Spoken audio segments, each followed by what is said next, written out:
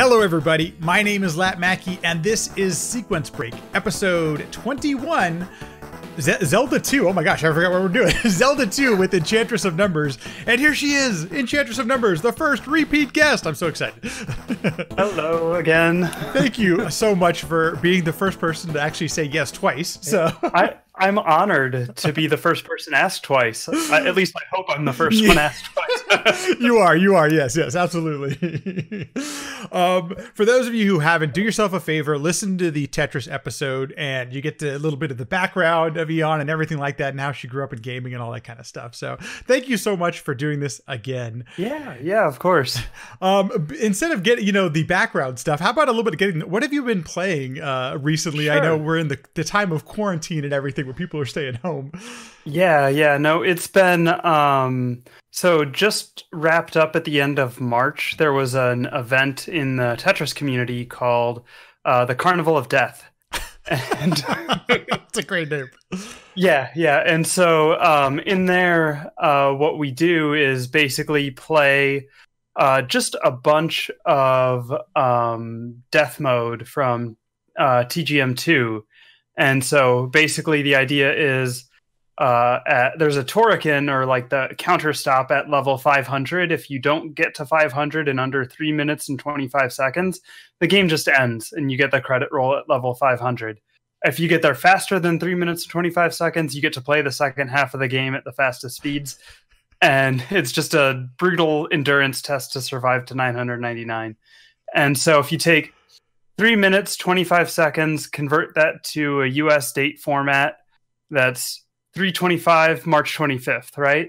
So that's where the idea came from. So starting on March 25th for about 7 days, basically the community gets together and we play a bunch of death mode, and we all submit our top scores that we're able to achieve during the week, and we add them up for the community death toll. And the idea is to try to beat the previous scores from previous years. So, and did anybody do that? Were there anybody were scores surpassed? I mean, so I think some people definitely hit some PBs. I was a little bit less involved in like the day-to-day tracking of everything this year. Mm-hmm. I submitted I made my primary goal of getting at least an M rank game by submitting a 541, I think, score. So I got above 500 in under that 3 minutes and 25 seconds. But I was still a little over 100 levels off my PB. So I was watching your stream during some of this, and I got to say how quickly 3 minutes and 25 seconds happens. It happens in like no time. The requirements there seem pretty brutal. Well, so it's actually slightly less time than that, because the timer runs as though the game is like programmed at 60 frames a second. Oh, yeah. But they got bad crystals on the arcade boards, and so the frame rate is actually 61.68 frames a second. Of course. So a minute real time is about 1 minute and 1.6 seconds. Oh my gosh. So it's even more insane. No wonder it seems like it happened so quick. So I'm like, this is not a lot of time at all. Well, thank you so much for coming back. And so kind of the idea, first of all, I know how passionate and how many different categories you speedrun of Zelda 2, The Adventures of Link. But also on the flip side of that, Zelda 2 is one of my favorite games of like all time. So I've really wanted to take a deep dive and learn some things about it and explore it in different ways. So I appreciate you being the expert here to walk through some of this stuff. Let's start with like the basics of I'm supposed to be an expert? Did I ask the wrong person? No, I'm just kidding. So let's start with like the basics. So how is Zelda 2 different from other games in the Zelda franchise? Sure. So it was the second game in the franchise, and there's a lot of like looking back historically, a lot of people like noticed that a lot of sequels in franchises on the NES in the late 80s ended up being very different from the first game in the series and ultimately from the rest of the series. And I think a lot of that was, I think there are multiple explanations for why that could be. For instance, video gaming was still pretty much in its infancy. Like the NES is technically a third generation console, but it's so funny to think they were about still it. Yeah. they were still figuring everything out at that point. So I think the developers really felt like players didn't just want a rehash of the first game they played. They wanted a new game and a new experience.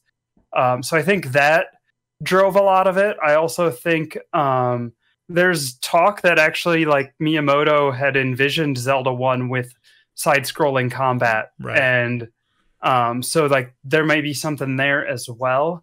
But yeah, so I think just experimenting with new things and, is kind of where we got with Zelda 2. And ultimately, I think maybe it was not quite as well received as Zelda 1. I don't, historically, it's hard to remember. I was like 3 years old when Zelda 2 came out. So you don't remember that? it was a game that we had growing up. I don't actually remember us acquiring the game. So, but it was because my brother is 7 years older than me, and so he had all the games and I just played them. And it's interesting, like how the first thing that strikes you is how different it is from the first Zelda. But looking back at it retrospectively, there really wasn't any other game after it that was like that in the franchise. Like it still feels like this unique experience within the franchise itself. For sure.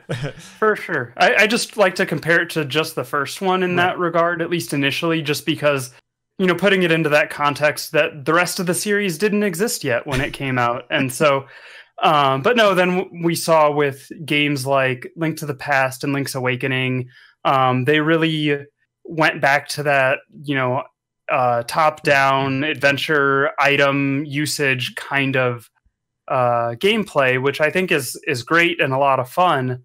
But I also think that the combat system in Zelda 2 was far ahead of its time. And I think that's a really, really cool aspect of it. And there's also like one thing that blew my mind when I learned it in Zelda 2, if you pay attention, and the map, when you're in Death Mountain at the very southern part going into Hammer Cave, it's actually the Zelda 1 map is represented in that area. For real? For real. If you pull up the two maps, you can see it. Okay, I'm going to have to check that out. I never even realized that. I've played this game a bunch of times. What the? That's so crazy. Yeah. It's like, it blew my mind when I realized it and I pulled them up, and it's like, once you know it, it's really easy to identify. But yeah. So I think that's one of the things I love about all of the Zelda games, because my favorite game of all time is Ocarina of Time, but Zelda 2 is very close to that. And it's obviously the people who made these games care a lot about them. They have all that kind of stuff. There are Easter eggs throughout every single game and homages and how much they care. It's so obvious that the developers care about this game very much. Yeah, oh yeah, because the sages in Ocarina of Time are named after the towns in Zelda 2, or the reverse if you follow the timeline. I still have not tried to figure out the timeline because it just sounds so crazy at this point that it doesn't seem like anything. No idea. Yeah. No, and it's the first appearance of Dark Link. There you go. Very cool. So there's a lot of things that I think future games borrow from Zelda 1 that people don't necessarily realize, but one of the things I noticed about is the return of Ganon thing that happens when you die in this game, yet you never actually play Ganon in this game. That's kind of an interesting, unique thing. Yeah, so a little bit of lore here. Yeah. Let's go into some lore. Do it. So this is one of the few Zelda games that's actually a direct sequel of another Zelda game. So whereas A Link to the Past or Link's Awakening or Ocarina of Time, they've put those games on the timeline, but they're not really direct sequels in the same way where Zelda 2 takes place 6 years after the events of Zelda 1. And so what the story is, basically, Link killed Ganon in Zelda 1, and 6 years have passed, and his followers are still trying to like resurrect Ganon, and they've realized that they can do that by using Link's blood. And of course, as one would. Right, and so that's why all of the monsters are attacking Link. They're not really actually attacking any of the other people in the universe at this time. Because they're all the servants of Ganon. Yeah.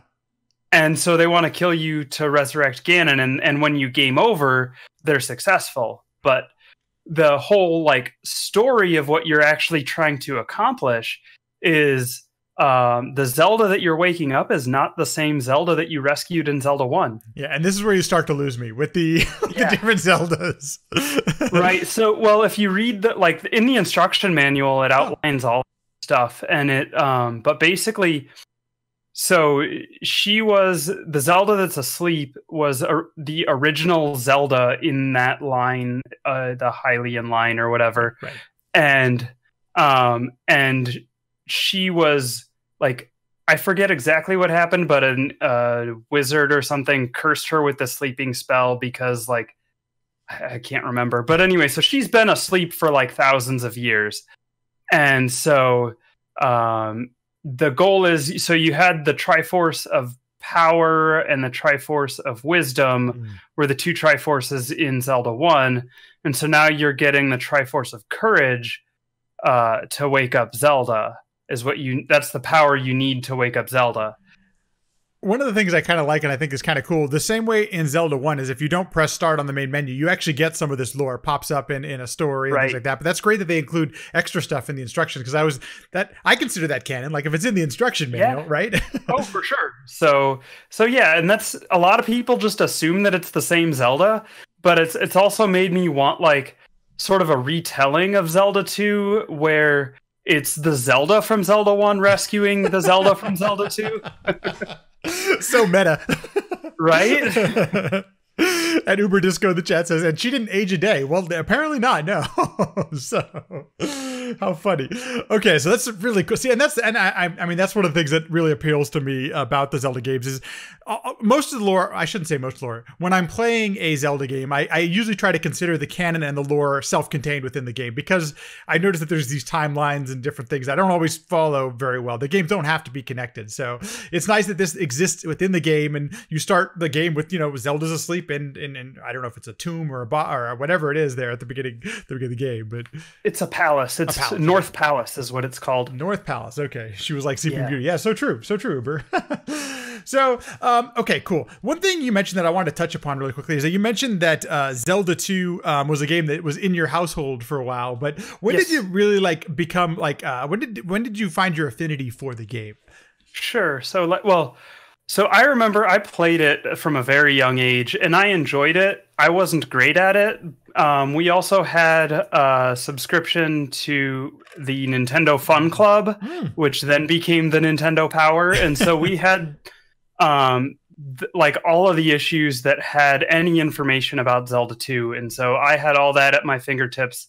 The maps and everything, the guides. Yeah, exactly. And so like I knew where to go.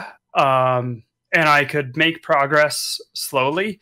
And like, I think I was probably like, so I remember I beat Zelda 1 when I was about 6 years old. My mom sat with me and she drew the map of level 9 on graph paper as I played to help me beat it. Oh, that is so cool. Yeah. And I think it was probably like, I was like 10 or 11, I think, when I finally beat Zelda 2 on my own without my brother's help. And I'd come up with a really ingenious strategy for how to do that. So I didn't realize you could hop over the gem to avoid placing it at the end of the palace. So what I would do, I would go throughout the whole game and collect all of the items from the palaces. And I would collect, all the spells and everything, and I would grind up to 888 because I knew if you took a level after you were at 888, it gave you a 1-up. And so then I also never realized if you hit continue when you die or when you game over in Great Palace, that you start back at Great Palace. I always hit save because I didn't want to lose my progress. Yeah, absolutely. Right? Absolutely. So basically from that young age, I was like having to start at North Palace and make it to Great Palace and beat the game all without game overing, right? Oh no. So I saved up all those gems to get the maximum like number of extra lives, and saved up all the overworld 1-ups that you can find and grabbed all of those. And so then I had like 12 lives or something ridiculous like that going into trying to take on Great Palace, and I was able to do that and beat the game. That had to have taken a long time. Oh yeah, I mean, I was 10. What did I have to do? Right. Well, I do have to share a personal story as well, because that's basically how I say my brothers and I it was one of the first games we beat on Nintendo, and we all took turns getting extra lives, because we didn't know about the continue at Great Palace either, because we had never been there, and just the route to getting to Great Palace was destroying us. We couldn't even get to Great Palace with the three lives that were. So we all took turns leveling up, and when you get to 888, like you mentioned, we get the extra lives and stuff. So we all took turns, and it felt like it took 48 hours for us to beat the game. I don't know if it took that long, but we did the same thing. We took shifts, and that's one of the things I think I have such a love for the game, because it reminds me of hanging out with my brothers at home. Felt like we were working towards a common goal. We weren't giving each other a hard time or anything. We were all in this together. Right. So, and that actually brings up an interesting point, is that the leveling system in this game, or I should say the progression system, let's not say the leveling, the way that you progress through this game is different than it was done in the first Zelda game. Right. Could you take us a little bit how you actually progress in the game? Sure. So yeah, they implemented some RPG mechanics that we don't really see in later Zelda games. Really, instead of having rupees to buy stuff, when you kill enemies, you get experience points, and then you can. When you reach a threshold, it gives you the opportunity to spend those experience points on upgrading a stat, either your attack, your magic, or your life, which is really your defense. And so I think that also throws people off, because that's not how any other Zelda game works. No. And the way that they scaled the leveling system on the international release, basically there's an individual threshold for each thing. So like at the very beginning of the game, you get 50 experience points. It gives you the opportunity to level up your life. But you can skip that if you want to and go to 100 to level up magic, or 200 to level up attack. But also that's another thing. When I was a kid, like I didn't really understand that, and so I would just always take the level that as it came. Right. And so that was we learn, with speedrunning it, you can actually abuse that, because attack's always the most expensive one. And when you place a gem at a palace, it always brings you up to whatever that next threshold is. So you can really get some ridiculous level up boosts by abusing that. In a casual or a blind playthrough, what are the required elements that have to be gained to beat the game, to be able to complete the game? Yeah. So, I think typically on a casual or a blind playthrough, most people will end up 100%ing the game. Okay. That's not what's required, but that's usually what will happen. You do have to get all of the magic containers, because it's a thing that people don't always realize. But if you on the Eastern continent, there's 4 magic spells on each continent, and there's a requirement. You have to have a certain number of magic containers to be able to acquire all the spells. And so in order to get the fire spell, you've got to have 5 magic containers. That's usually no big deal. In order to get the reflect spell, you've got to have 6. In order to get the spell, you've got to have 7. And in order to get thunder spell, you've got to have 8. And usually someone will, it's not uncommon for someone to miss either the magic container in Death Mountain or the magic container in Maze Island. And so if you miss one of those, then you get there, since the 8th and final magic container is in New Kasuto, and you have to have 7 magic containers to get that one as well. You can't get either the spell or the thunder spell at that point. And that's, I think people who run into that find that pretty frustrating. And Sure. I can certainly understand why that would be frustrating. It's tough to remember back to like the first time I ever played the game. I can't really remember, but I noticed that on a casual or blind playthrough, the game feels somewhat linear, even though there are a fair amount of random elements. They're overworld random encounters and things like that. If you're watching the video of this actually is Eon's 100% run, and I believe was this world record at the time, I believe. Yeah, it would have been a world record at the time if that's my PB. It is. Yes. So that was my world record for a little while, and then Simple Dude came back and bopped me pretty good. So, as he has a tendency to do, he grinds quite a bit. We'll get into the speedrun stuff in a moment here. Sure. One of the things that you mentioned of 100% or of playing through the game casually or blind is you actually don't need to get all of the keys. There are ways to move through doors, and that's I thought was really kind of some interesting. I don't remember that in Zelda 1. I don't think there was a way to do things. There was the magic key, which opened all the doors, but there is actually a way to go through a key door in Zelda 1 without requiring a key. Really? So it only works on certain doors. If you're in a room where there's a key door and a shutter door, if you try to move through the key door as the shutter door is opening, it will let you pass through without a key. No way. How cool. Yeah. I'm sure that's used for the speedrun. I don't know that it is. I'm not sure because I've watched Lack a bunch play this game. Wait a minute, I've never seen him do that. Well, because typically it's probably faster if you need to go through the key door rather than the shutter door. It's probably faster just to go through the key with a key than to kill everyone in the room. So that makes a lot of sense, actually. The basics. The game. Now, help me out here. Did the NES version come out? Did the Famicom Disk System? Which version of this game was the first one that was released? Yeah, the Famicom Disk System version released first, which I actually have a copy of that over here. Cool. Is it? But it's so that one came out first, and I think about a year later the NES version came out, and so I think it was 87 in Japan and 88 in the United States, and then I think a little bit later in Europe. So there were actually there were a couple of different versions that released in Europe too. So wow. And were there? So I guess let's first talk about what are some of the differences between the FDS and the NES version, and then maybe walk us through some of the revisions as well. Sure. Yeah. So there's quite it's a large enough difference that for a while we just had separate boards on or separate categories on the same board, but we've actually as a community made the decision to split the FDS version and the NES version into completely separate leaderboard pages. Oh wow! On speedrun.com. So nice.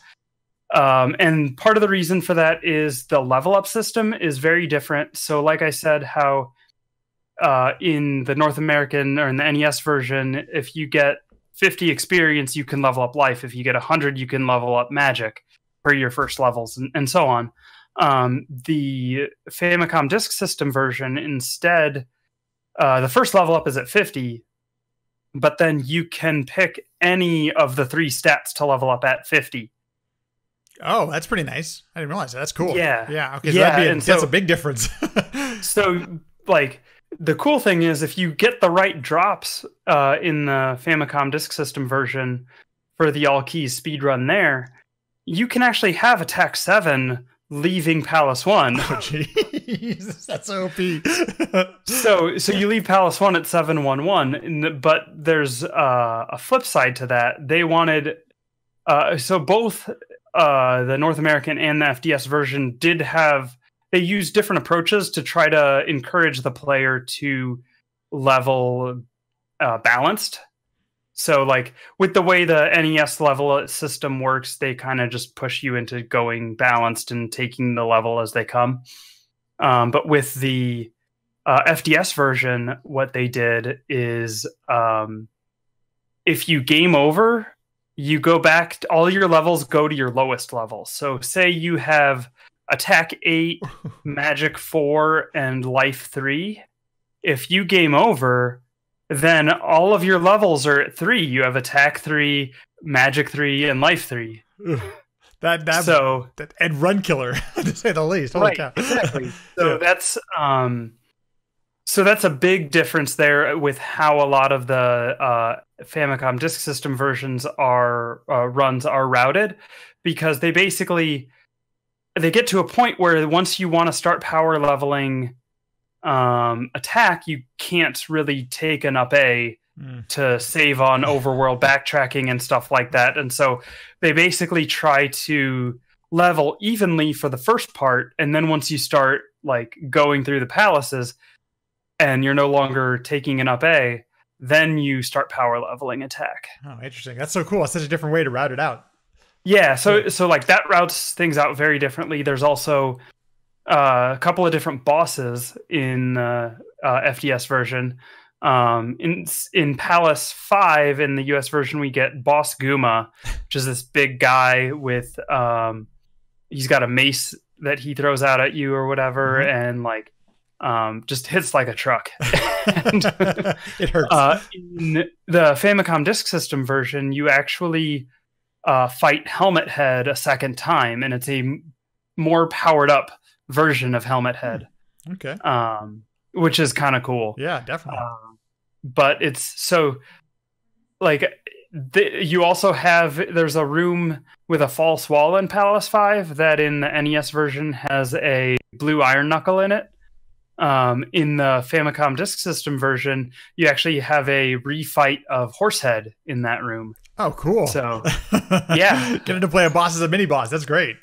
Yeah. So that's, so there like those kinds of differences. Also this is often attributed to a translation, issue, but with, the Palace 6 boss, the, Fire Dragon, in the NES version, it's always written as Barba. In the FDS version, it's written as Volvagia, which we'll remember from Ocarina of Time. That sounds familiar. Flying dragon. Yeah. Be with the hammer. Yes. And so, but also it's a different sprite and it behaves differently, and it's more difficult to get what we call a one cycle on it because it moves so much. It's only above the lava for a shorter amount of time at a time. So, are there any other sprite differences besides the boss you mentioned? Yeah, there are some other differences with sprites. So the overworld encounter sprites, they look kind of like the bots and bits, like the little jellies, and then the other one looks kind of like a bear or something. That's on the NES version, and then you have a fairy. On the FDS version, they all look kind of like ghosts, I think is what they're supposed to be, or like they look a little bit like balloons or something. Right. And they're differentiated by color. So like I forget what it's, I can't remember the colors now. I think white, blue, and red. So the red is the fairy, the blue is the big encounter, and the white is the small encounter. Yeah. And then the river devil looks like this big bear thing instead of a spider. So also instead of the ropes, like the snakes that spit rocks at you and stuff in like some of the palaces, they just have Octorocks in the FDS version. Those are the primary ones. There's also some music differences. So the FDS had an FM synthesis chip that it could access. So they were able to, like, the opening theme in particular on the FDS is just got a much fuller sound, and it's so beautiful. My preferred version. That's the reason I kind of want to buy an FDS just for that alone, because you get it just sounds fuller. It sounds like there's more to it. Exactly. And so you get different, like the music on the like caves or the overworld like encounters is different on the FDS version as well. And some of the enemies, their experience that they give when you kill them is different. There are a couple enemies in the NES version you can only kill with the fire spell. You can kill them with your sword in the FDS version. When you just say, let's say you decide to run the Famicom Disk version of this game, are loads included in timing? How does the loads work with doing a speedrun of the game? Yeah, so we remove the loads because if you're going to play like on an actual disc or with something like a FDS stick or Magic Wildcard, which is basically like it's like a flash cartridge, like an EverDrive or a Power Pack or something, but it plugs into the RAM adapter for the Famicom Disk System, and so you get the actual like FM synthesis chip and all that stuff, and it just gives you more consistent load times. But like they're consistent to using that device, but they're not consistent across devices. Or like the Power Pack is actually the flash cart with the fastest load times, and then the EverDrive has pretty slow load times comparatively. Oh, interesting. Like the difference between the Power Pack and EverDrive is like a couple minutes, I want to say, in total load times. Yeah, that's big. Okay. So rather than making everyone buy a Power Pack to do the runs on, we just remove the load times. And that seems to be the fair way to do it, because as I've heard you say before, and others who play on actual hardware, the loading time can vary from device to device. It's not even just version to version. Oh yeah, and if you're playing with an actual disc, like over time, the belt in the disc system wears out. Oh man! And so your load times, if you play it every day, your load times today are going to be faster than your load times 6 months from now. So when you're doing this as a speedrunner, then I'm trying to wonder like what's the easiest way or the most efficient way to account for this? Do you just count the load as a split, or is it something you factor in before? Like how do you work that in? So basically we have a spreadsheet that if you're using some kind of flash media for it, your load times for the different types of loads are going to be consistent. So your load type of going into a town, or your load type of going into a palace, or those kinds of things, those load times are going to be consistent. So you really only have to time each one of them once, and then you can calculate based on your route what the load time would be.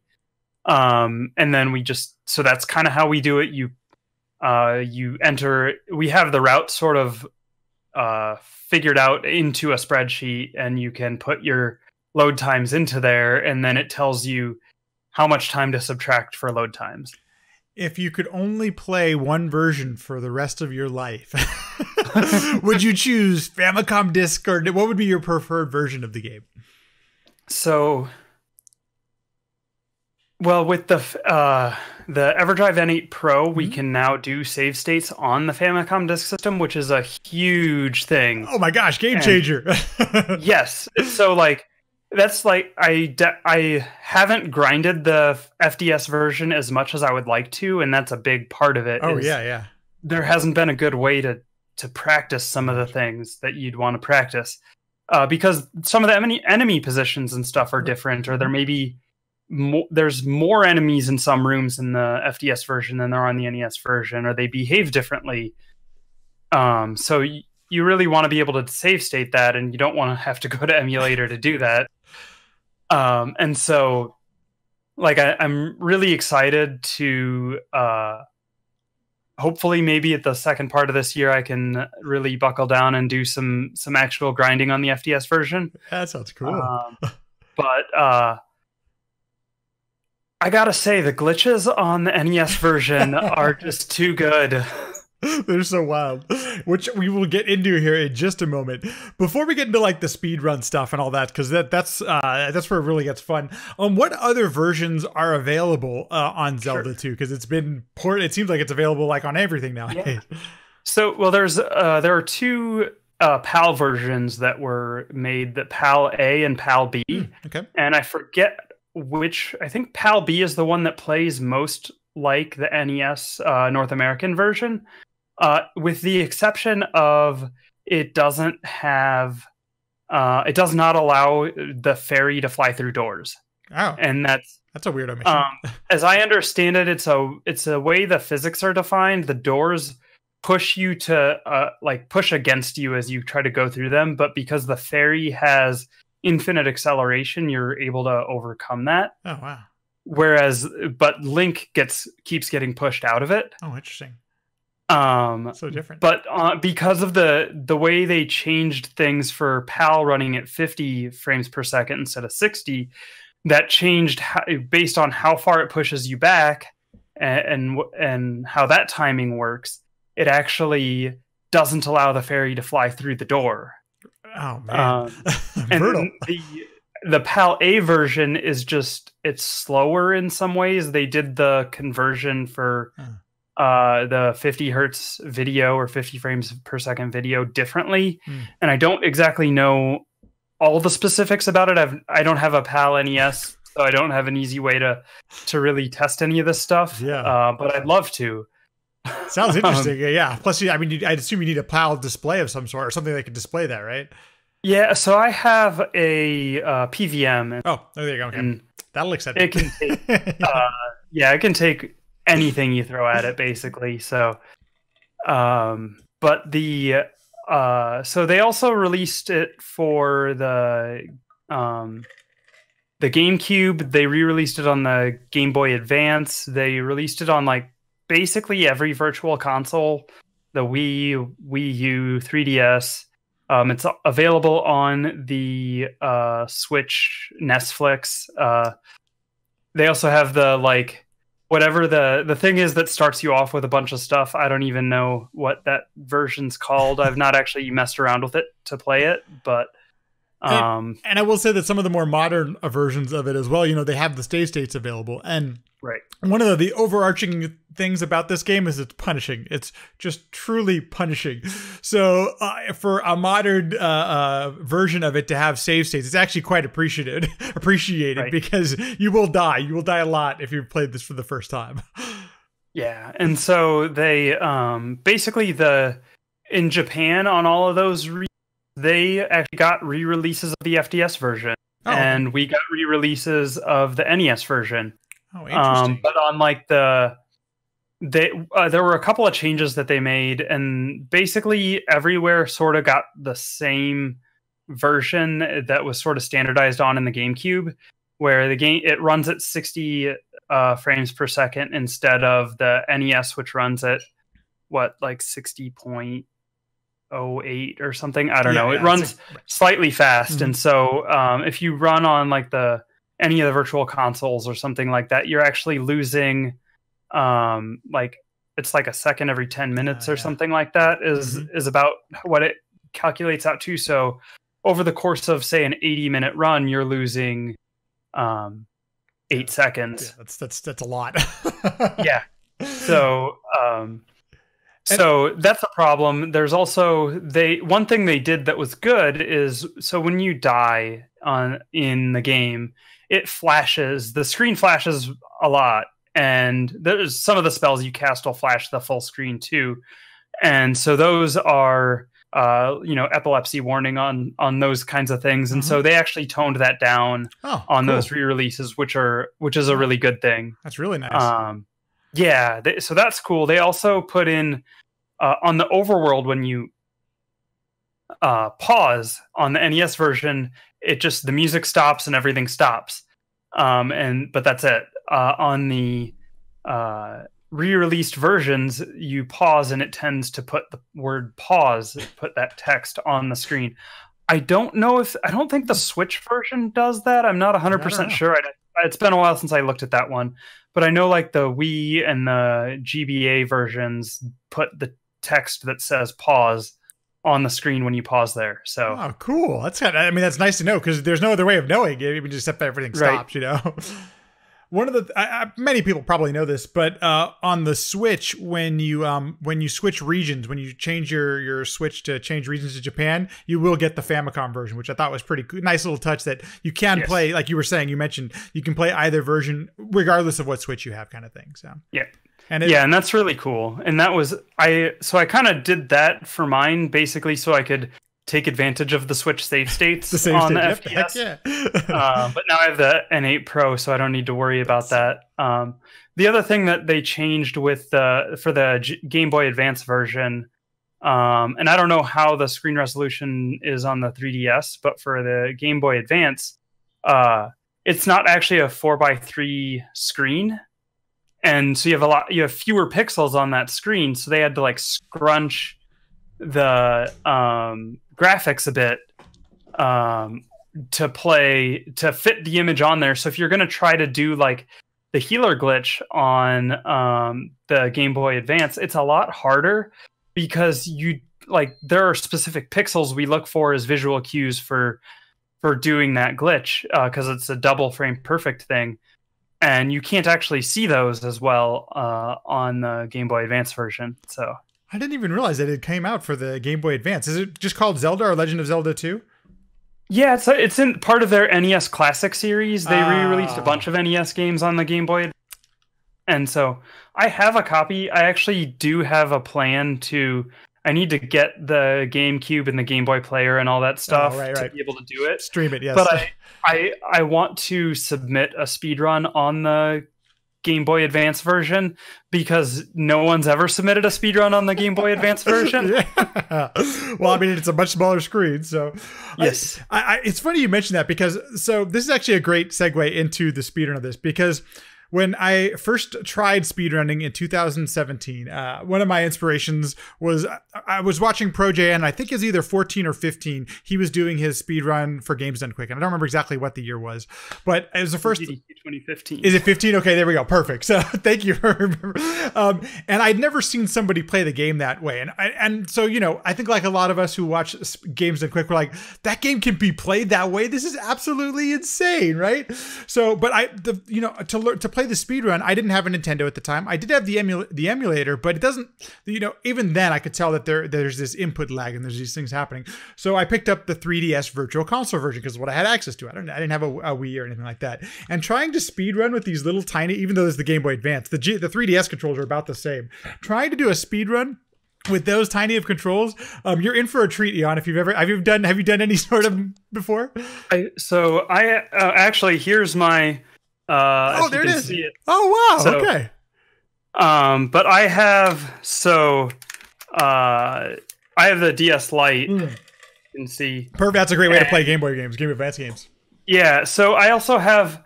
I don't know where it is. It's somewhere, but I have a DS flash cart. Oh, nice. Yeah. And there's the NES DS emulator, and so what I would actually do a lot when like traveling is. Because it was the emulator, I would actually throw randomizer ROMs, the Zelda 2 randomizer ROMs on there and play those on the DS while traveling. I have heard that the Zelda 2 in fact, I don't even know if I put a question in there for that, but I've heard the Zelda 2 randomizer can be quite punishing. So it really depends on the settings you pick when you play it. You could actually make it quite a bit easier than the vanilla game, but you can also make it quite a bit more punishing than the vanilla game. So before we get into the speedrun, when did you start? When did you become aware, or when did you even try? What's your history with the speedrun of Zelda 2? Sure. So I got into streaming and everything in like mid to late 2015, and I really just got into it I wanted to record my Tetris to be able to go back and like review my games to get better. Mm-hmm. But then I also, around that time I had like, at the beginning of 2015, I had discovered Games Done Quick. I went to Summer Games Done Quick 2015. And so I was like watching some of the old videos and I came across Fiesel's runs from 2013 that he did of Zelda 2. And so like that happened, and then also in the fall of 2015 into the beginning of 2016 was, I believe, the first 100% All Keys tournament was going on. And so I was watching a bunch of it because everyone was playing it, and it was the hot game. And so like it was my it was my favorite Zelda game since childhood. Seeing the Fiesel's runs at GDQ and everyone else doing it at the during the tournament, and watching everyone practice it, and like really, I became a member of the community just hanging out in all the streams and talking to the same people who are in all the streams. I decided, like, well, I already have the stuff to stream. I just need to get my NES again and like from my parents' house, and then I can stream that too. And you're off. So yeah, and so then that's how I did it. I just submitted my first run in like, I want to say it was like April 2016 or something like that was my first all keys run. All keys. Okay, so that was your first category. Yeah, so I mean, we didn't really have the 100% no major glitches category, which is now I would say the most beginner friendly category that there is.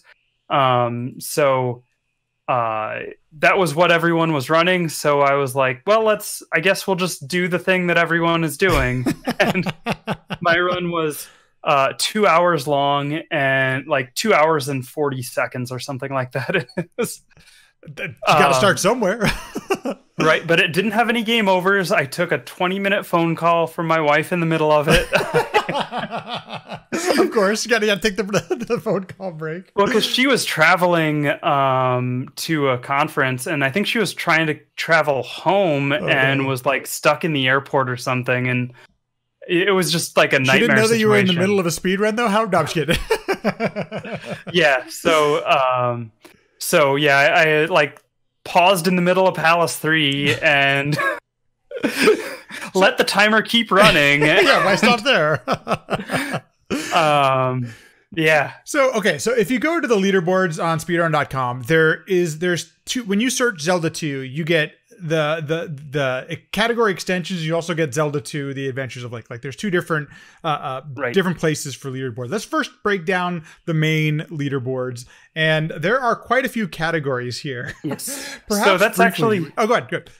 Oh, we're actually sort of in the process of changing those over. If you actually look for the FDS version, it's which is The Legend of Zelda 2 with the number, not II. And then Link no Boken is what it's called. If you look in there, that's kind of we're kind of trying to go to organize the categories more like how they are there. Right. And so that's the thing. It's basically our limiting factor is I wrote some code to do the API to move all the runs around and stuff. And we just have to like take a weekend and do that. So the categories that are there, like we're going to keep all the categories, but they'll just be sort of moved around and grouped a little bit cleaner, essentially. This is actually a good place to start then. So the thing you notice right off the bat is that there's standard categories and no major glitches categories. What are the differences, or what are some of the, if you can go over that, let's start with that first. Yeah, so the standard typically just refers to like the all keys type thing. And so that's the all keys. It's 100% all keys, 1 credit clear, and so that it's basically a glitchless category. There are a couple of things that we do allow that people argue about whether or not it's a glitch, but I would say they're not glitches. But I also I think the term glitch is a little unclear. So that's fair. That's actually fair.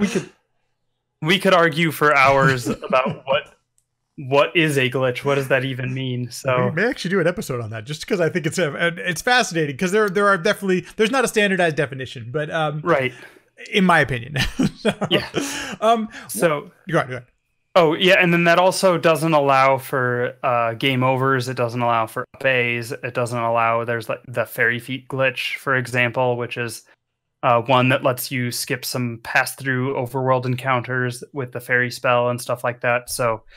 That's actually one of my questions, because one of the things, and I'm glad that this is out there and popular, is like people like to do 1cc's of games, and sometimes that's, you mentioned it's actually part of the category. So if you game over just naturally, the run's dead.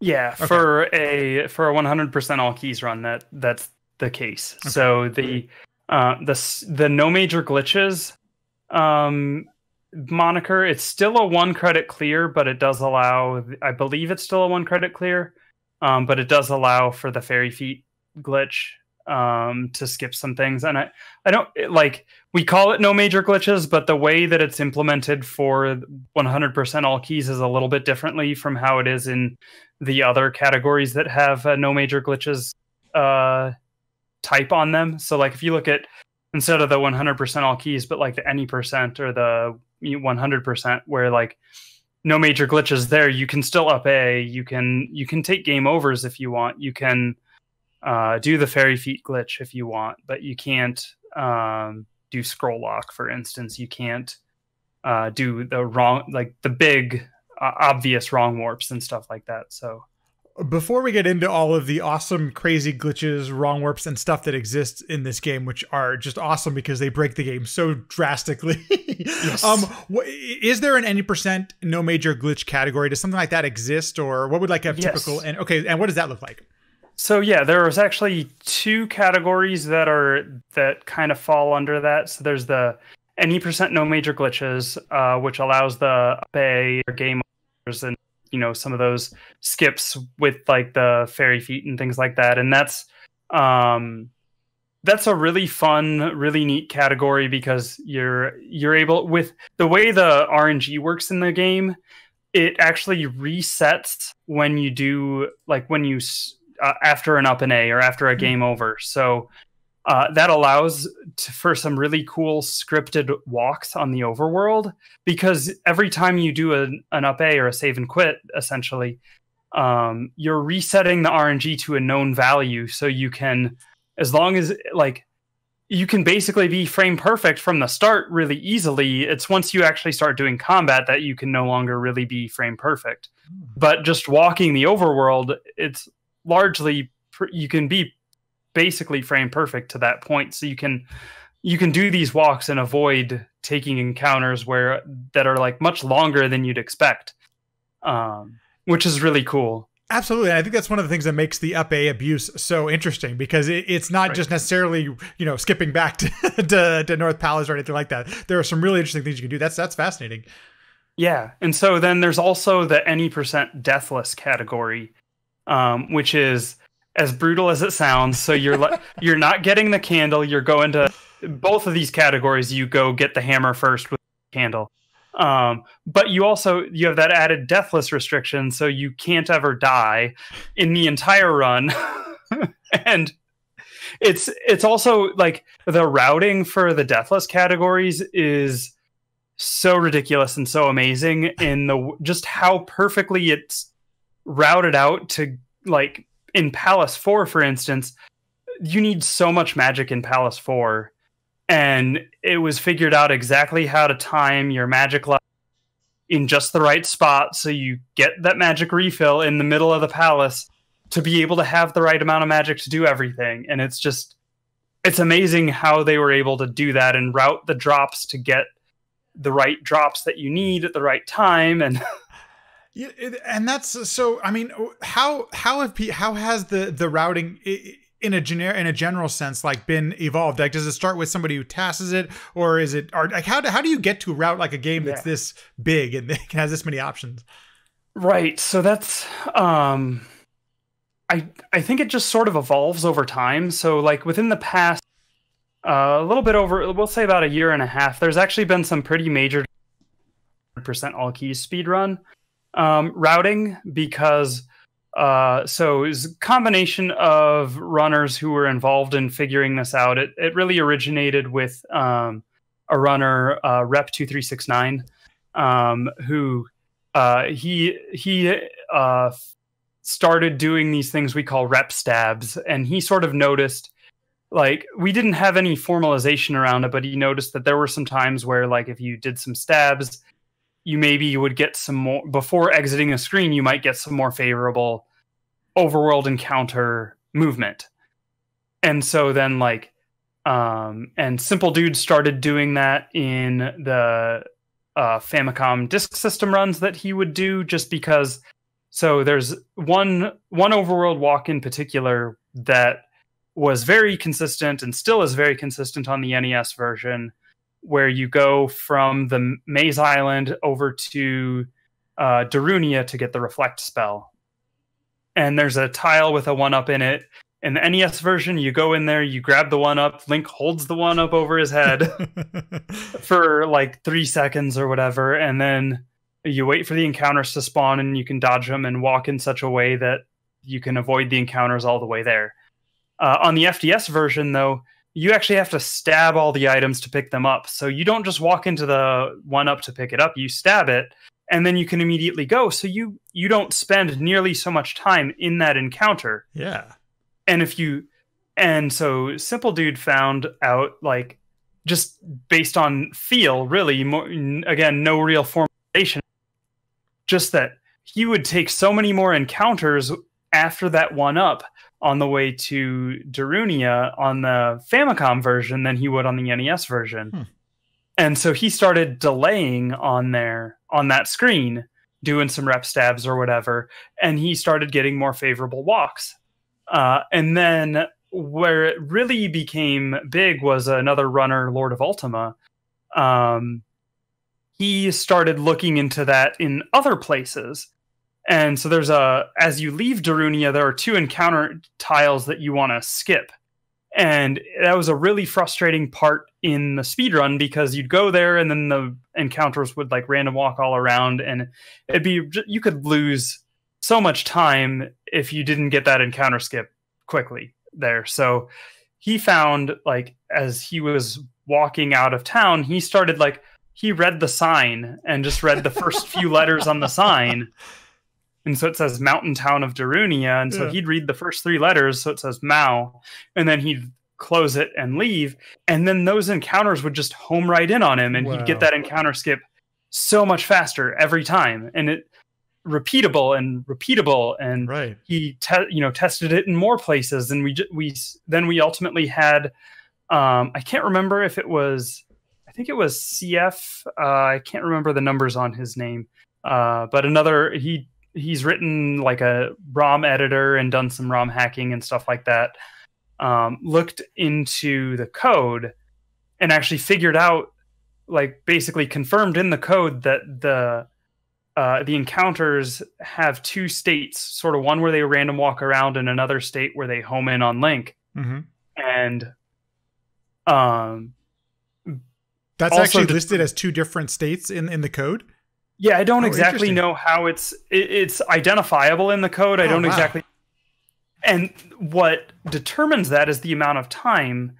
So that if you're like on a really long walk on the overworld and they're sort of like homing in on you, the longer you go, the more likely they are to start homing in on you, for instance. Interesting. Okay, gotcha. But it's also that timer actually starts on the last screen before you exit to the overworld.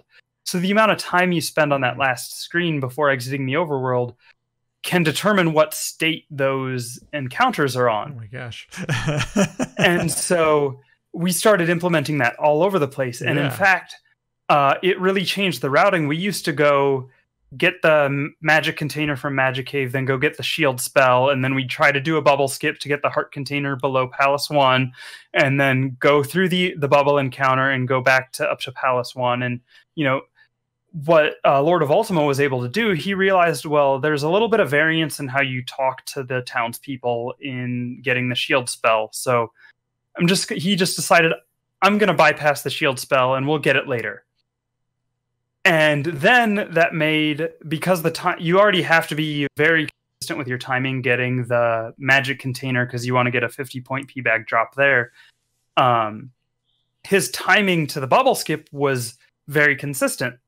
So he was getting like no trouble, basically free bubble skips at that point, which was not a thing that anyone else had seen yet. Really? As to that level of consistency. Wow. And then he started messing with, well, what happens? What kind of encounters do I get after the heart container encounter? And he figured out then, based on the encounter spawns he gets on the bubble skip, he knows what encounter spawns he's going to get after the heart container. And so now he's able to skip that bubble encounter both directions.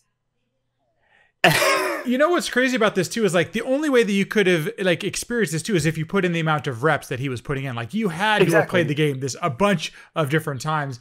And I find that's always I'm that's noticing that's a common theme with a lot of speedrun discovery is, when you expand the sample size, that's how you're going to start discovering something. It's not necessarily the task that does it frame by frame perfectly or whatever, which is also part of it, but it's just not in this case. Right. And so he was able to do that, and then that also led to then the time that when we decided to get the shield spell after that was after Palace 2, because then that allowed for a much more consistent walk to King's Tomb on the way to Palace 3. So it it just sort of snowballs, and then like historically runners used to get the fire spell after Palace 5, and then the river dance walk was for skipping the first fence encounter after the river devil was found, and so then everyone stopped getting fire after Palace 5 and started getting it the first thing once you get to the Eastern Continent. Well, then we learned a couple more things that mostly due to Lord of Ultima, that if you take your level ups in a town, you save like a second and a half on the fanfare. It just plays a shorter fanfare on the level up. Oh, no way. And after Palace 5, you take 4 level ups. Right. Holy cow. And so you're saving a second each time? Yeah. Oh my god. Yeah, so you're saving up to like 6 seconds or something on that the level ups. And then he discovered a more so it's a more skill-based, less random encounter skip, skipping that fence encounter, leaving Firetown or Naburu. And so so as a result of all of this, now once again everyone's getting fire late. And so like it just really changed a bunch of the meta there. And so it was this past fall when we had the All Keys tournament, it was really interesting because we had so much variation in the routes that runners were using that it was really cool. Yeah, how fun. I mean, it's a different thing to watch also, you know? It's like you get to see all these things that everyone's going a different path. Yeah. Well, and I think that's, you know, so of all of these different main categories, what tends to be the most popular category, and why is that? Yeah, so for historical reasons, I think the All Keys run is the most popular. So that it kind of started that this is a run that actually sort of dates back to Twin Galaxies. So which is also kind of where a lot of the glitchless stuff from it comes, and that one credit clear requirement and stuff like that. So basically they had a category. It was supposed to be a challenge category called Extreme Rules. And so what that required was basically getting everything like we do, no dying, no, you could die, but you couldn't game over. They also required grinding up to 888 levels. That's arbitrary. I guess getting all the keys is as well, but I mean, I understand what you're saying. Yeah. Well, because Twin Galaxies typically would not allow glitches, so that's right. So that's why they wouldn't allow ferrying through the doors, and that's why they wouldn't, So that's why we get all the keys. They also didn't allow. There's places where you can get on the ceiling with like a pixel perfect exit when you're falling down screens that have a vertical transition. It's actually possible to get on top of the screen, and there's really it doesn't save much time. In Palace 6 it can save maybe half a second or something because you don't have to open a door, and you save a little bit of vertical falling time. It's also possible in Palace 4, but the way we route it really doesn't save any time. If you were able to do it in a different category that didn't get all the keys, you could save, a few frames getting the ceiling walk in Palace 4. But they also didn't allow pausing on the overworld, which made so we do a lot of pause buffering to help read the overworld encounters for the encounter skips or to avoid taking an encounter. And they didn't allow that. And I think the justification that they gave for that rule was typically as a way to prevent splicing of runs. I guess based on technology and things like that. I mean, that's I can at least I can understand that, but once again, it seems a little arbitrary. Yeah, and I mean, there are plenty of places where the music cuts splice anyway. Right. That's a good point, right? Exactly. You could have cut it 8 other places or 100 other places.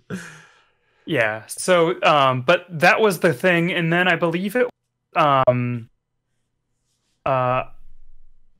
Arctic Eagle, is a speedrunner from Europe. He was like in the early days, he was like the probably the undisputed Zelda 2 champion. We since a lot of people have beaten his times, but I mean, still, he very solid player. If you go back and watch his runs and stuff, and it was him, and I want to say Pro JN.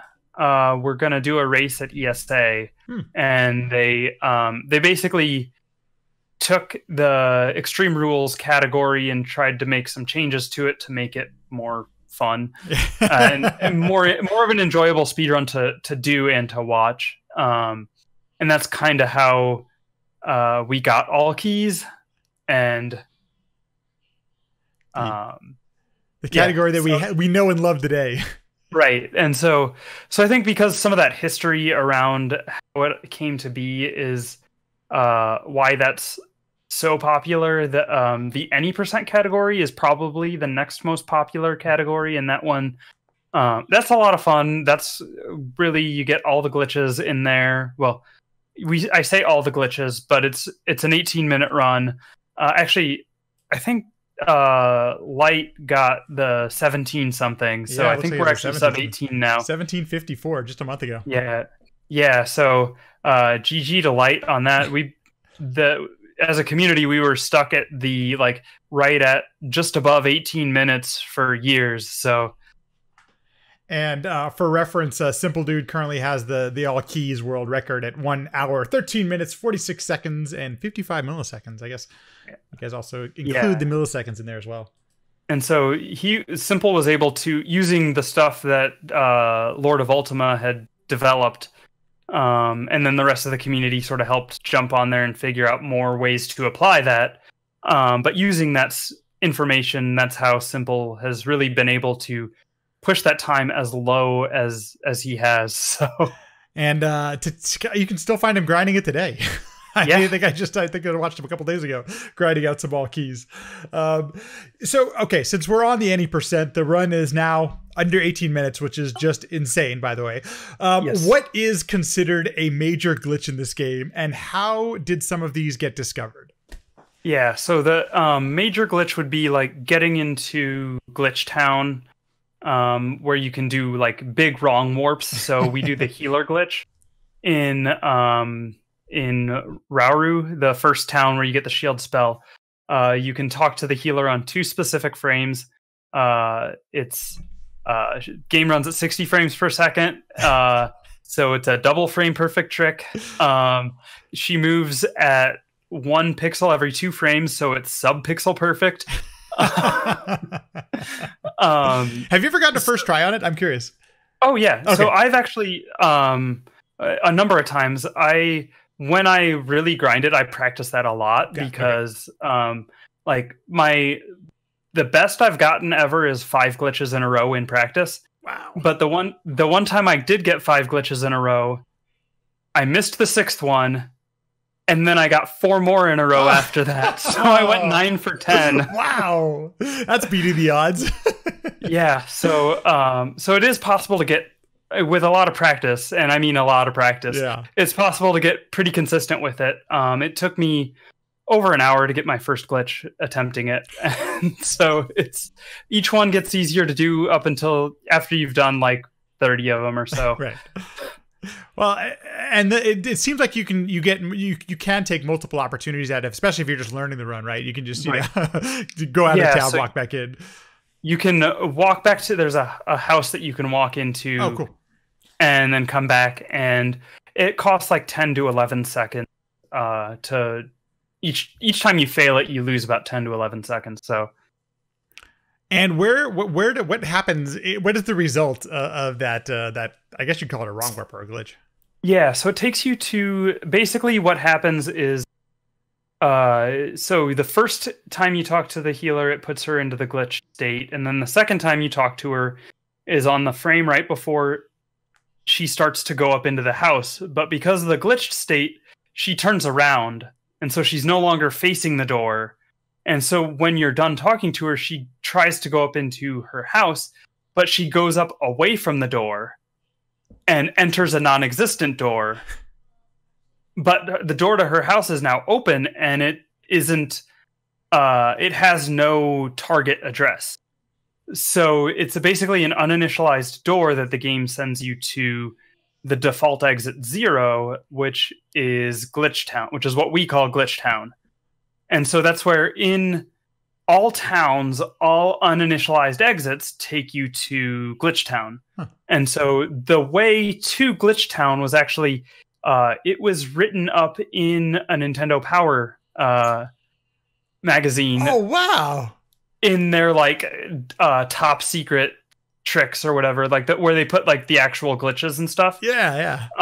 And they didn't know about the healer glitch. That wasn't discovered until I want to say sometime in the like 2012, 2013, somewhere in there was when that was really kind of, and I don't even know the story behind how healer glitch was discovered. But if it's around that time, so it's been around then for a few years by now. So it was probably through task tools or possibly a code inspection, but I don't know more than that. And so, but there's in Darunia, you have to get up on top of the buildings in order to go down the chimney to get the upstab spell. And so you can actually get up onto some buildings that are pretty high up. And if you jump up there and jump into the HUD, and then cast Fairy in the HUD, it basically triggers the animation like you've gone down a pit. And that can take you to, depending on how the screen is scrolled, that can actually take you to either the up or the down exit, which in a town, up and down are never initialized. So that'll take you to Glitch Town. That's so crazy. So that was discovered in in the 80s, like 89, I think it was in an 1989 issue of Nintendo Power. And the original Strat Hunter apparently was Nintendo Power. Yeah, and so like from Darunia, you can set up scroll lock, which I'll explain in a second, but you could wrong warp, but the wrong warp from there will put you, I think, into a mountain. So maybe not exactly where you want to be.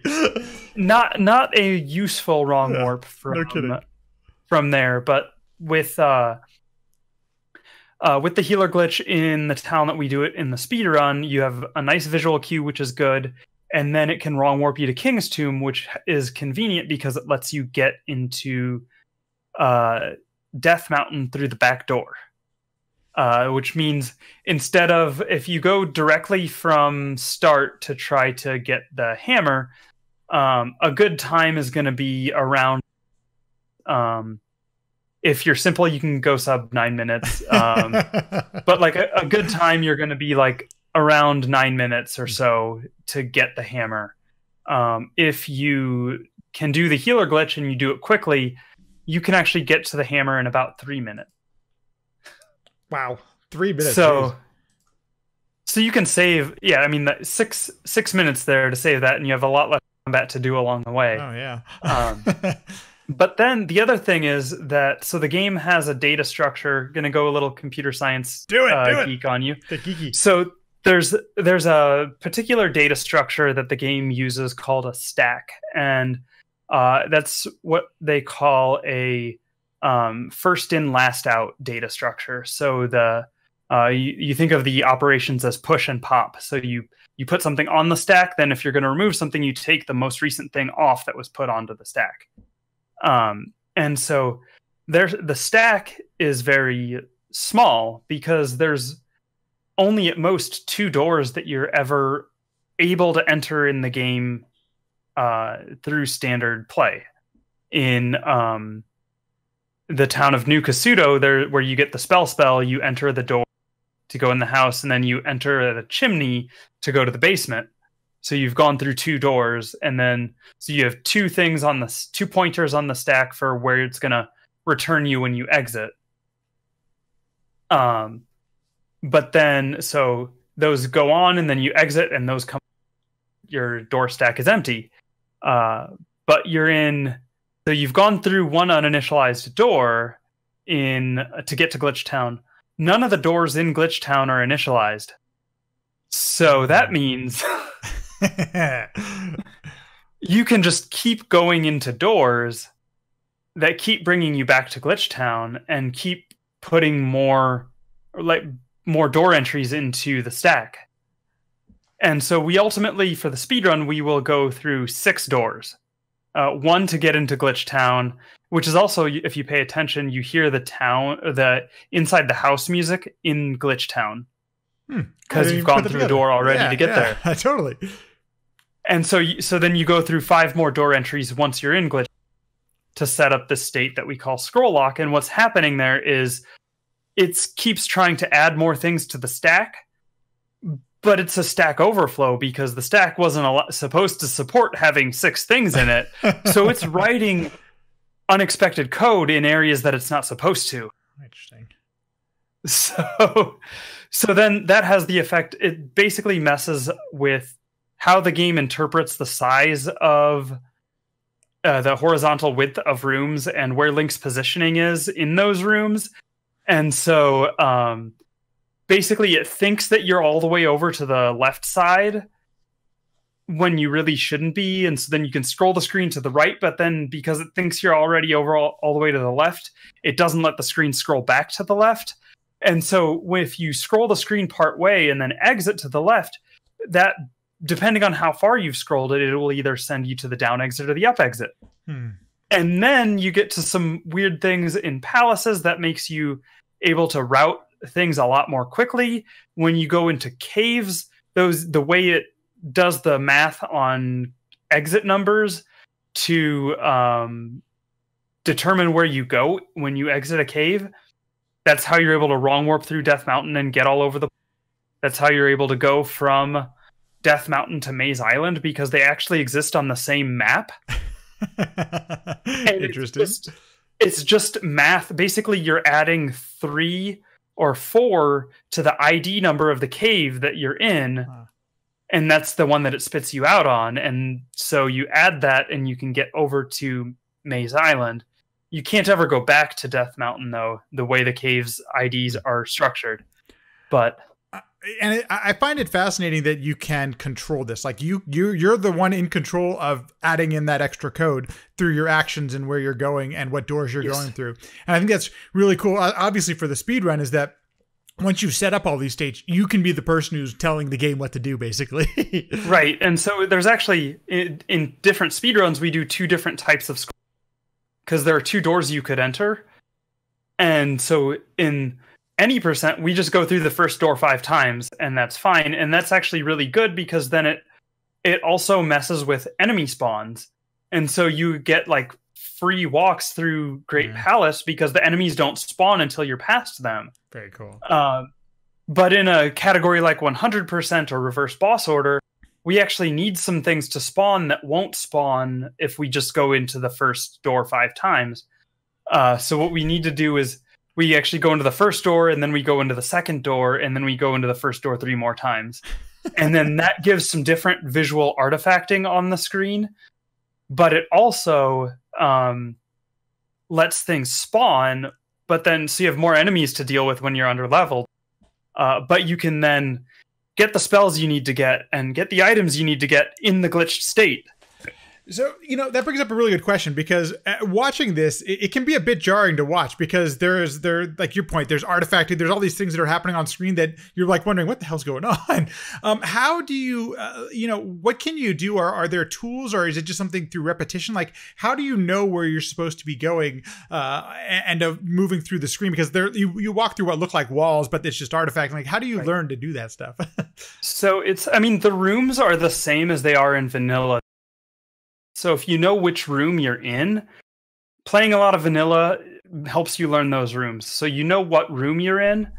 You can also pull up the pause menu to fix the artifacting. Oh, okay. Interesting. Underneath the pause menu. Oh, nice. Okay. So you use the pausing, especially on screens that have like lava pits and stuff like that. You use that to help you figure it out until you learn where everything is, and then you don't need to do it as much. Exactly. So like those are kind of the big things. Is knowing the room in vanilla is fine. Like that really helps, and then also you can do some things to help remove the artifacting when you need to. So. It's really fun to watch because the game looks completely different, but also that I'm really respect and I'm admiring what's happening, like the amount of abuse you've put onto the game, the way you've broken it, and things like that. Yeah, so it's also like basically in order like to route all this stuff out, it was I think a lot of trial and error and like understanding how it. I don't know that. It was completely I don't know who figured out all of the cave wrong warping stuff. We sort of found some new things or routed in some new things in some of the categories as a result of playing around with it. And then Meg Attack, she helped with rerouting 100% a bit. And kind of I bounced some ideas off of her with rerouting reverse boss order a bit and stuff like that. And so she actually was the one who figured out the cave ID math for how it determines where you go when you wrong warp in a cave. Oh yeah. And so once we figured that out, then we could just look at the map to know where we were going to go. But before that, it was like a lot of trial and error. And with palaces, it's really convenient and understandable because you're just going to go to the down exit, and if the room you're in doesn't have a down exit, it takes you back to the entrance. Okay. Although it takes you to entrance 0 because it's an uninitialized thing, and entrance 0 is actually not necessarily the entrance of the palace you're in.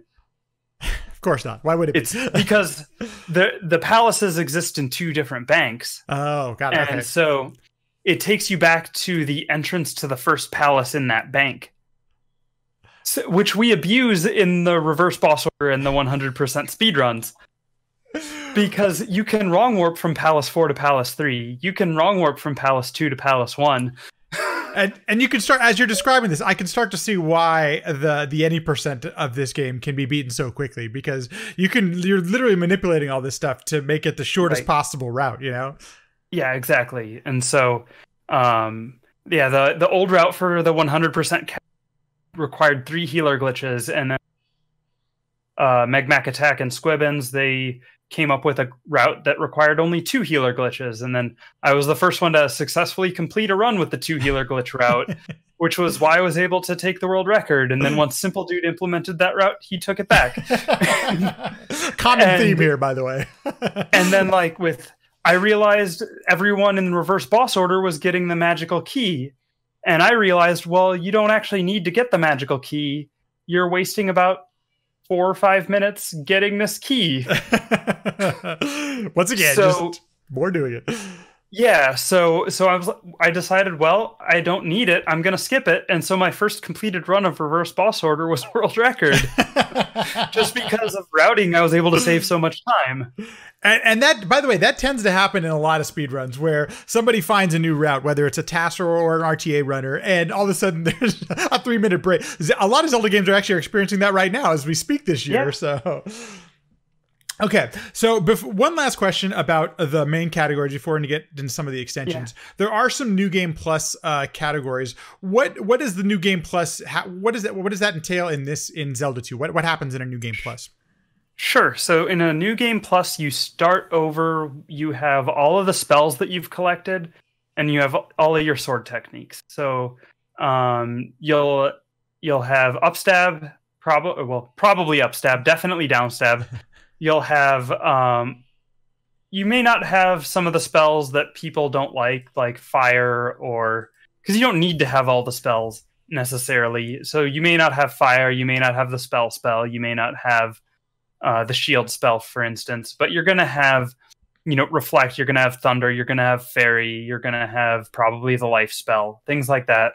Well, maybe the life spell, depending on, if you're doing just straight up New Game Plus or New Game Plus no major glitches, you're going to have different spell inventory between the two. And then you basically, because of that, you can skip getting a lot of the overworld items because you don't need to get the trophy because you already have the jump spell. you don't need to get the medicine because you already have the fairy spell. You don't really have to go into towns at all. Cool. Well, except for New Kasuto to get the magic container if you're doing a no major glitches run where you have to fight Thunderbird. But so you can skip those. You go, you already have attack 8 when you start, so you go straight to Death Mountain, and it's a breeze in the dark. So we have attack 8 and downstab. Like, you don't have to be good at the game, and you can just slash your way through Dark Mountain or Dark Death Mountain like nothing at that point. So it's a lot of fun, really, really fun and interesting early game in the no major glitches, but then you're not getting the heart containers and stuff like that. You're actually not getting magic containers because you already have the thunder spell, but so you only get some of the magic containers, and you have less life, less magic as you're going to the end game, and so that part gets quite a bit more challenging. So it's a fun change, a fun way to change it up. It's a good, especially the New Game Plus No Major Glitches. That's like a good second category for a new player. Cool. One of the things I've noticed, and I noticed this, I've heard the Super Mario World vanilla community talk about this quite a bit, is that they love the game, and that's why they come up with all of these different categories and new categories and different ways to play the game. And it's great to have so many options, especially as main categories, whether it's New Game Plus or any percent, and I think there's a category there that can appeal to anybody, and depending on the amount of time you have as well. Right. Yeah. No, that's for sure. And then we have the category extensions where things really get weird. So before we jump in really quick to the category extensions, if you're not familiar with category extensions, they tend to be these like meme categories that are 100, well, I wouldn't say 1%. For the most part, they're completely arbitrary. They are playing the game in a completely different way because it's fun and because you're trying to mix it up. What are some of the highlights in the category extensions of Zelda 2? Sure. So we have like the horsehead percent or Schmitty percent is basically it's just kill Horsehead as quickly as possible, which I also want to institute a Famicom Disk System Horsehead percent where you have to kill both Horseheads as quickly as possible. Absolutely. So there's also Hammer Grab, that was actually featured in a Big 20 years ago. Oh, nice. Just get the hammer as quickly as possible. There's also Simple Dudes with the world record on both those categories. So we have the say that one more time. You broke up. Can you say that one more time? Oh yeah. Reverse boss order is currently a category extension, but that is part of the restructuring of the leaderboards. I believe that one's going to become a main category again. So I'm excited about that. My favorite category to watch, just to let you know. And Eon's the current world record holder in that one with a 50-33. And so there's also another one that I submitted speedrun is One Hit KO, which is played actually on a ROM hack version, a modified cart that every enemy in the game kills you in one hit. And so so I think the first time maybe some people became familiar with this was at GDQ for Link to the Past. This was it last year or whenever? It was recent. And it is, just like in that game, it is completely brutal. I've been watching you play it recently, and holy cow, I mean, everything kills you. I mean, it's so crazy. Yeah, it's a lot of fun. I'm probably going to be playing more of it. I submitted it to a marathon coming up. So I'll be playing some more of that as I try to improve my time and put on a good show for the marathon. Well, it's really, I mean, you really understand like how well you have to know the game to take on something like that. And I think that if you don't mind, that brings me to another question. You know, what are some of, there are all these different categories. What's like a general approach to somebody who may be starting out in Zelda 2? Where do you start? Do you start with the routing? Do you start, how do you take on the speedrun that can be kind of daunting at first when you look at this game?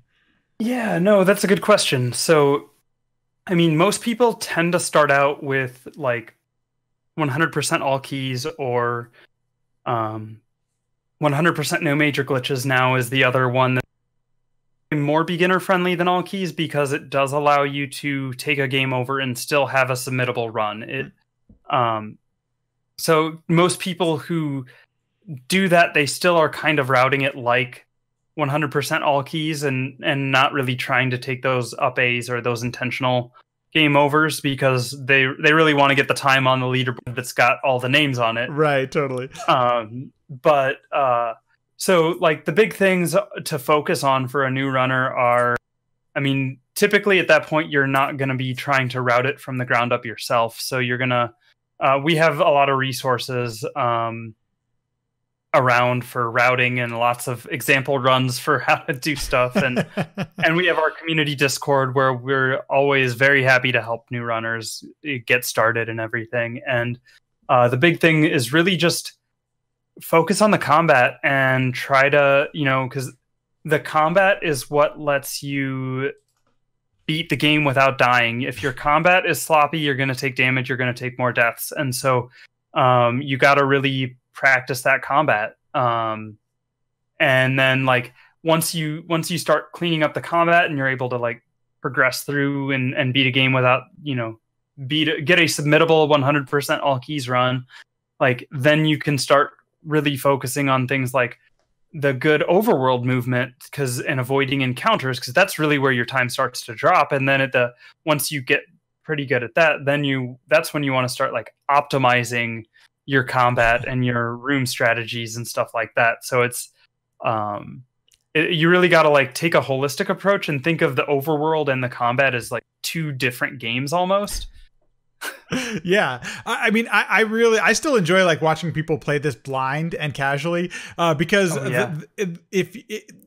the combat can be a bit shocking how challenging it can be, and it happens right away in the first palace. Like the game like throws stuff at you right away. Oh yeah, for sure. And so I really appreciate. At some point, I'm going to get around to doing a speedrun of Zelda 2. I'm not sure what category, and unfortunately it's probably years down the line at this point. But one of the things you mentioned early on was about the combat and learning how to play, and it's something that I've actually done before, and it's fun. It's fun to actually, once you get good at the combat, it's really fun to perform. Like it feels good in the fingers. Yeah. Oh yeah, it's so rewarding to be good at the game, to be good at the combat, and like it's just like Tetris, my other big speed game. It's to do well at Zelda 2 or to do well at Tetris feels just so rewarding and so good and satisfying. So those are some really great tips and some really great places to start if you're at all interested in speed running this game. Let's see, if I look at the all keys, Simple Dude's world record right now is 1 hour and 13 minutes and 46 seconds. Where does the task time sit at this, and what are some of the things the task does that an RTA hasn't had in a run yet? Yeah, so there's a couple things. There are some absolutely ridiculous tasks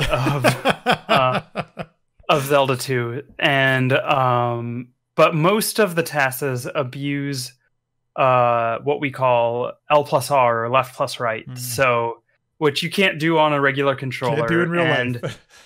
So if you load up in an emulator and change a setting to allow you to input left and right on your keyboard at the same time, but if you load up in an emulator and you test this out, you can actually notice that Link behaves really weirdly, and if you learn to control it, you can actually send Link flying all around the screen super fast.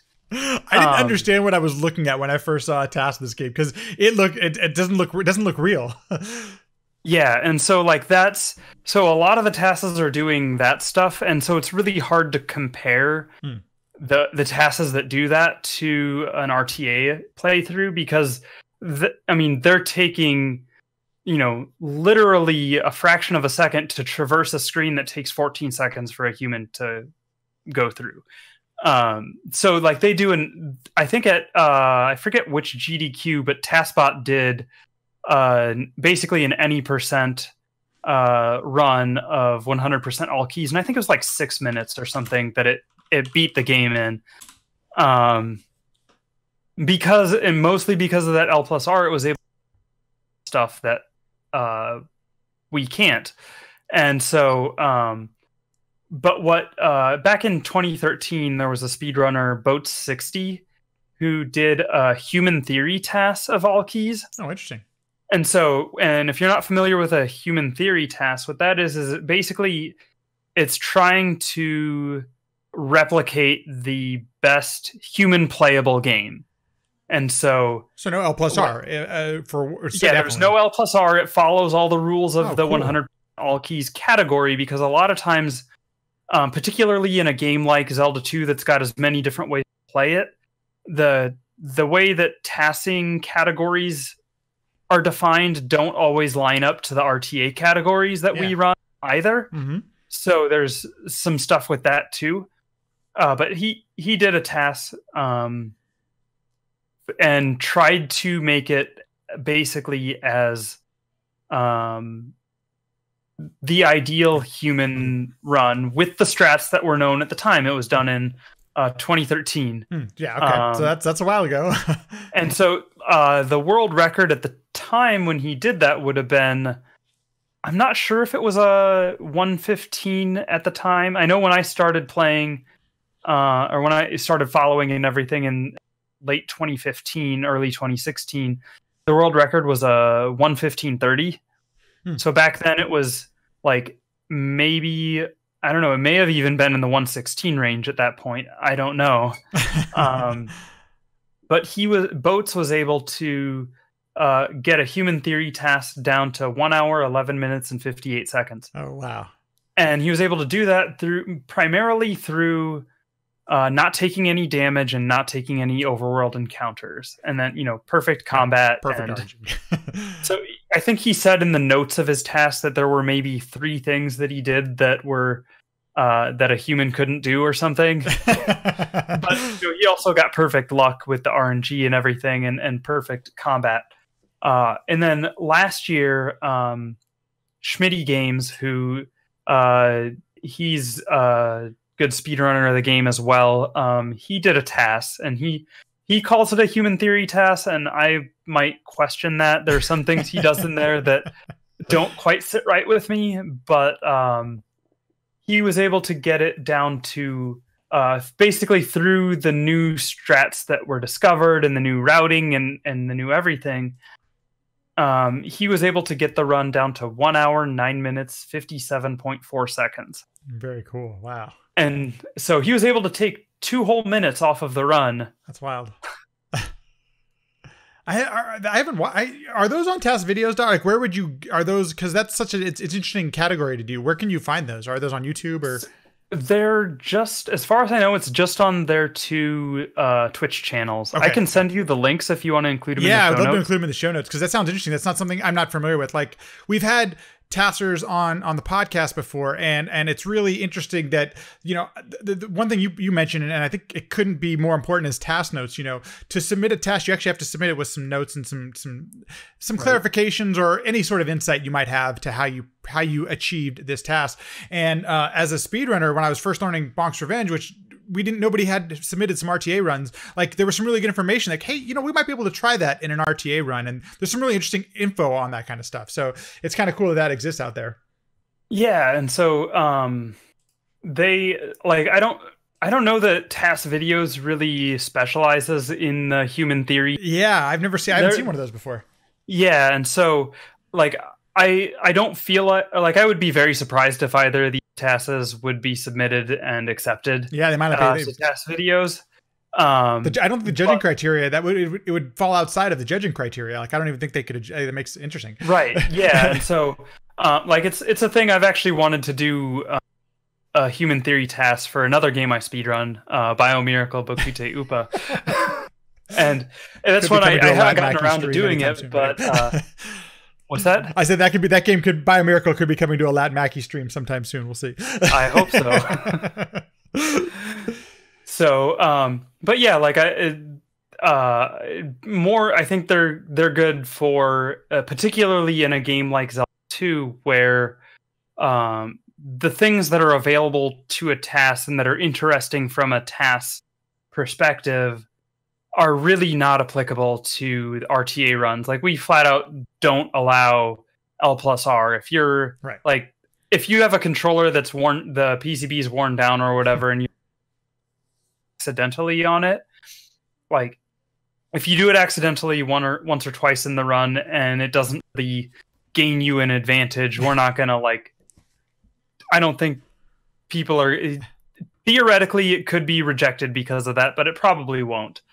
But the thing is that if you're abusing it, the whole time, and you're able to do ridiculous things that, then that would definitely get rejected because you're abusing it to the point that's beyond the spirit of the categories that we're doing and stuff. So I'm glad you bring that up, because that's something that actually has come up now quite a bit. And that is that when you're first learning or submitting or just learning a game, there's quite a bit of leniency in we want more people to be a part of the games that we love. And the scrutiny really comes heavy when you get into, the top tier times. And that's when people start to invest in original hardware and all this craziness that just, that's, I think that's an overarching theme. And I love the fact that you mentioned the spirit. It's more of the spirit of the law and making reasonable accommodations, those kind of things. Right. Yeah.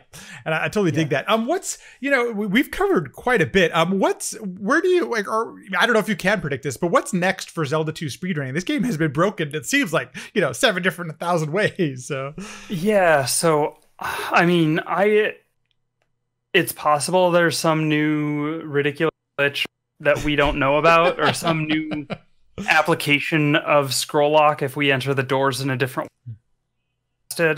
Like, it's possible there's something like that could really open up a lot for us on wrong warping. I don't know. It's possible we could. I'm not sure there's enough we can manipulate to be able to do like an arbitrary code execution, because like you've got to have enough memory states to be able to write to be able to have a meaningful arbitrary code execution. Because with like the setting up scroll lock, sure, we're writing to memory in ways that's not intended, but we can only really write 2 values. Right. So, I don't know that we have a good way to do a total control exploit, or like a, some of those things that you see TaskSpot do at GDQ. I don't know that we have something like that. I think, so I think some things with those strategies about doing the delays on the screens to manipulate the overworld encounters and the walks there. I think we'll see those strategies branch out to other categories, and so other categories start to see the times go down. I'm going to be coming back to my favorite category, reverse boss order. Yay! So that's it's unfortunate, but with SGDQ having to delay, and it makes sense that they basically removed everyone's submission because like some people, unfortunately, they could make it, or they would have been able to make it in June, or not because of their jobs, or because of whatever. It's kind of the only choice they had. Yeah, and so some people won't be able to attend who had submitted to volunteer or to play games. So I think the only fair thing then is what they did to remove everyone and give everyone another chance to resubmit. So as a result, I do really want to get reverse boss order into a Games Done Quick. Hell yes. And so I'm coming back to the grind for that, and I would like to get a sub 50. Oh, whoa, throwing it out there. Okay. Yeah, so that's the goal. Sub 50 is definitely achievable. If I don't get it, I think a certain simple dude is certainly capable of it if he learns my route. Well, and I'm glad to hear you say that, because one of the things that I watch Light, I watch you, I watch Simple Dude. Like one of the things that I love about their attempts is that Simple Dude quite often will continue with the run whether if he's 17 or 18 seconds behind a split, because there is always there because of the way the RNG works in the game and a bunch of other things. They're like most speedruns, there's not going to be a perfect speedrun of this. There's always going to be execution, all these different things you can do. And I think that's what makes it so much fun to watch, Yeah. Oh, for sure. And it's like, And it depends a lot on like food at the time was that cost you that time. Right, exactly. And like, I mean, Simple Dude will sometimes do runs where he'll finish a run that he's like 2 minutes behind his PB at this point sometimes, but that's also like just making sure he plays the end of the game to be able to have the late game. I mean, he does a lot of offline practice that we don't see. I think no one practices the game as hard as Simple Dude does. That's not surprising. But even still, he does those runs into the late game a lot more than I think some other runners do. I think, whereas like, so for example, with reverse boss order though, if I take a game over to Thunderbird in reverse boss order, that's 6 minutes I lost right there. I mean, that's like that is a run. That is the definition of run killer. Right, exactly. And so like a mistake like that costs literal minutes is. And I took a death to I want to say Rebenak. I can't remember now. I took a death to one of the bosses in my reverse boss order PB. And so like if I don't take that death, I'm very close to that sub 50. Heartbreaking. Yeah.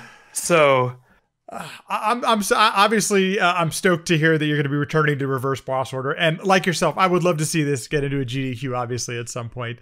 If somebody were wanting to watch the grind, where could they find you grinding this game out?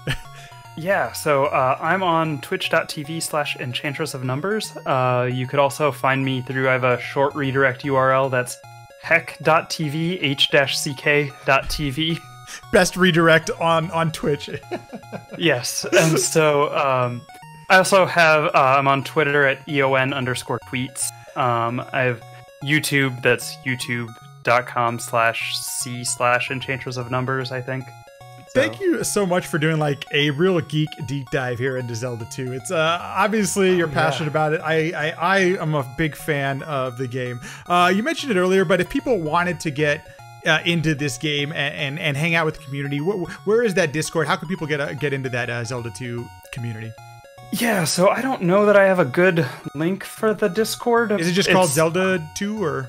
It's like the Zelda 2 speedrun Discord, I think is what it's called. Let me double check the name. Yeah, Zelda 2 Speedruns is what it's called.